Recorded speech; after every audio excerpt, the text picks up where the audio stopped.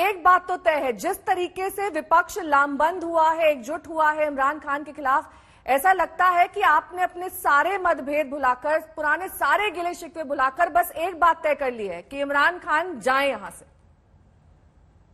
देखें, ये जो नो कॉन्फिडेंस मोशन है, ये एक आईनी तरीका है जो कि जमहूरियत का हिस्सा है, और हमने इसको इस्तेमाल में लाते हुए ये साबित किया है, अभी जो है टेबल किया है असेंबली में, और वोटिंग जो है इतवार वाले दिन जो है मुतवक्के है।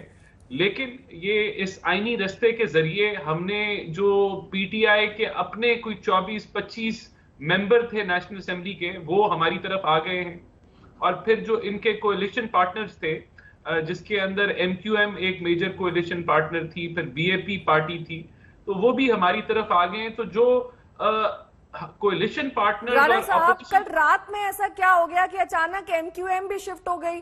अभी तक तो ठीक ठाक लग रही थी थोड़ी बहुत स्थिति, अब तो बिल्कुल ही खराब हो गई उनके बाहर आते ही।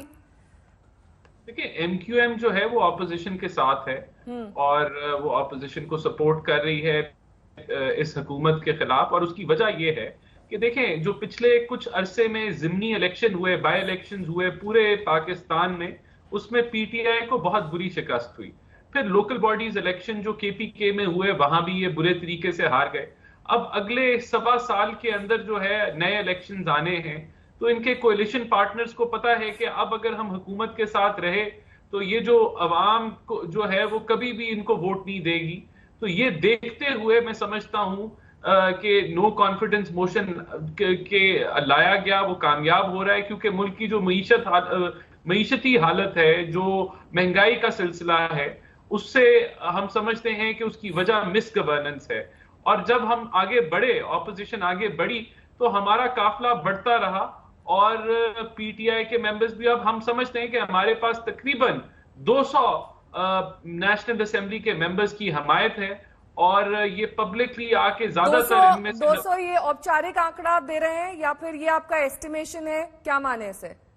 देखें, जो 177 है जिसके अंदर कोalition पार्टनर्स शामिल हैं, वो तो डिक्लेयर हो चुके हैं, अनाउंसमेंट्स आ चुकी हैं, जिस तरह बाप ने और MQM ने अनाउंसमेंट कर दी है कि वो ऑपोजिशन के साथ है, तो 177 तो वो हो गए।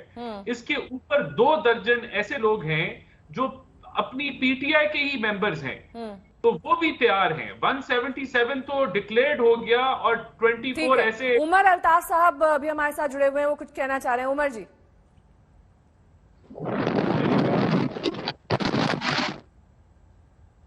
आपकी ऑडियो में कुछ दिक्कत है, आपके पास मैं लौटूंगी। ये ऑडियो जब तक ठीक हो जाता है तब तक आरजू काजमी का मैं रुख कर लेती हूँ। आरजू जी, पाकिस्तान में जिस तरीके से इस वक्त सियासी हलचल तेज है, आज सबकी निगाहें दरअसल इमरान खान के संबोधन पर टिकी हुई हैं। क्या कुछ मजमून रहने वाला है इसका?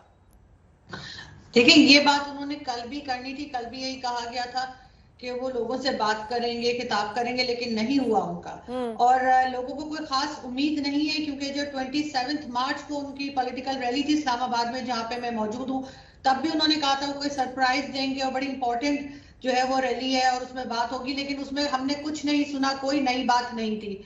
वो वही पुराना अपना बताते रहे कि वो क्रिकेटर थे और किस तरह से वर्ल्ड कप जीता, या किस तरह से उन्होंने यहाँ पे जो कुछ काम बकौल उनके उन्होंने किए हैं, वो वही बताते रहे, कोई नई बात नहीं थी। लोग आखिरी तक यही सरप्राइज का इंतजार करते रहे जो उन्होंने कहा था, मगर कोई ऐसी बात नहीं थी। तो अभी भी लोगों को कुछ खास उम्मीदें नहीं है, उनको यही लग रहा है कि वह वापस आएंगे तो उसी किस्म की, अगर आज भी खिताब करते हैं, वही पुरानी बातें दोहराएंगे, कोई नई बात नहीं होगी। ठीक है, वही पुरानी बातें दोहराई जाएंगी, कोई नई बात नहीं है। ये संबोधन कल होना था, जो कि आज होने जा रहा है।